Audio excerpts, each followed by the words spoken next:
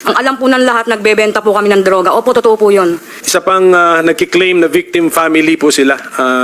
Ma'am Gonzales, Cristina Gonzales. Sige. Ako po si Cristina Gonzales po, asawa ni Joselito Gonzales ng taga-Antipolo po. Tulad po nung sinabi nila, ang alam po ng lahat, nagbebenta po kami ng droga. Opo, totoo po yun. Pero po yung ibinibenta po namin galing po talaga po sa pulis. Kaya po malakas din po ang loob namin ng mga panahon na yun na magbenta dahil nga po galing sa kanila. Na kumbaga, wag daw po kaming matakot na mahuli o ano nga po dahil nga po galing sa kanila. Pero nung nga po nasabing maglilinis na nga daw po, sinabihan po nila yung asawa ko na paalisin ko na daw po ng Antipolo kasi nga maglilinis na nga daw po ng mga panahon ng 2016. Pero hindi po umalis yung asawa ko. Dahil ang sabi niya po, baka daw po lumamig lang, hindi naman po siya para galawin. Pero yun nga po, July 5, kinuha na lang po siya sa bahay, sabi nga po maglilipat bahay lang. Pero hindi na po nakauwi yun. Nabalitaan ko na lang nga po ganun, nasa morgue na nga daw po. Mr. Chair, tapos ka na. Kailan kayo nag-umpisa magbenta ng droga? Bali ano po, nung 2015, 2016 po. 2015, hindi pa presidente si Presidente Duterte? Hindi pa po. Ha? Hindi pa. Who was ma-identify mo kung sino yung kinukuha mo ng drugs sa mga polis? Yung nagbibigay po sa amin ng droga. Kilala mo? Opo. Sino? Si Sir Allen Cadag po. Who? Allen Cadag. Pulis siya? Opo, Pulis Antipolo po. Police Antipolo. Oh, maybe we can invite him here. Mr. Chair, sino pa? Bukod doon sa police na yun? Yung sa asawa ko po sir kasi hindi ko masyadong kilala po kasi nagbibigay sa kanya eh. Asawa mo napatay na? Patay na. Opo, yung pinatay po Okay. nila. So sino pa yung mga kilala mo mga polis na kinukunan ninyo ng droga at binibenta Yung ninyo? po sir, eventually? madalas pong magsama sa asawa ko noon si Sir Olaco po at saka si... Basta yun po yung nagsasama po sa asawa ko noon na madalas po nilang pinaglilinis nga daw po ng mga dugo sa sasakyan. Kasi nga po kapag may mga pinapatay po sila, yun po yung sasakyan na nililinis ng asawa ko doon po. Kailan kayo nag-umpisa ng nagbenta ng droga dahil sinusuplayan kayo ng polis? Umpisa at saka dulo, yung huli. 2015 po hanggang 2016 nga po ng June.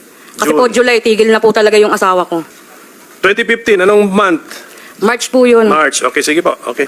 Mr. Chair. So with the permission of Senator Padilla, ladies first muna tayo. Sige, Senator Ontiveros. Salamat kayo, Mr. Chair. Ms. Cristina, sino naman po yung pulis na may-ari ng kotse na nililinis nyo para malinis yung dugo? Kay ano po, kay Marlon Olaco po at saka kay ano po, Sir Baste, kung tawagin nga lang po niya. Marlon Olaco at Sir Baste. Ano pong apelyido ni Sir Baste?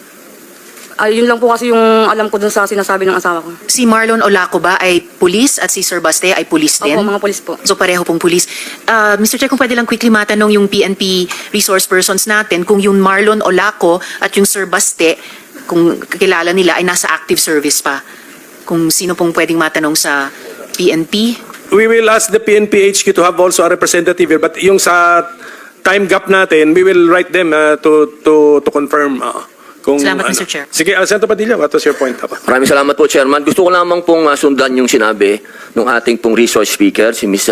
Cristina M. Gonzales. Yun po yung nilalaman po ng aking paunang salita kanina. Na tunay po talaga na nagkakaroon po ng paglilinis. Yun po yung sinasabi niya na pagka magpapalit po ng administrasyon, kaya po kanina pinag-uusapan natin yung 2015 hanggang 2016 kasi noong 2015 po, yun na po yung umpisa ng tinatawag nating paglilinis ng mga ninja cops. Kasi po papasok na po yung bagong administrasyon. Yun po yung sinasabi ni Ma'am Cristina Gonzales na tunay po na nangyayari yan sa underworld. Na kapag ganyan po talaga, napapasok na po yung isang administrasyon na meron po talagang political will na talagang durugin niyang drug syndicates at paglipan na po ng droga. Talaga pong yung mga may alaga, yung pong mga tinatawag natin po talaga na talagang yun mga scalawags po talaga, talaga maglilinis po yan. Yun po yung sinasabi. Kaya po yung 2015, bago po pumasok si Pangulong Rodrigo Roa Duterte, naglilinis na po yung mga tinatawag nating scalawags. Maraming salamat po.